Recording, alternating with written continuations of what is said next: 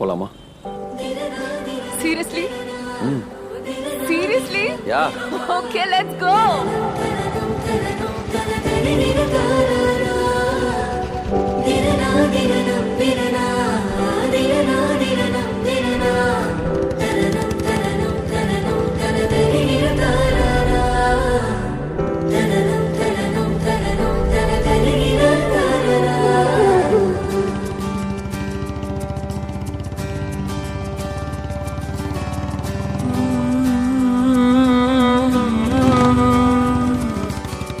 நேற்று நான் உன்னை பார்த்த பார்வை வேறே, நீங்காத எண்ணமாக ஆனாய் இன்று.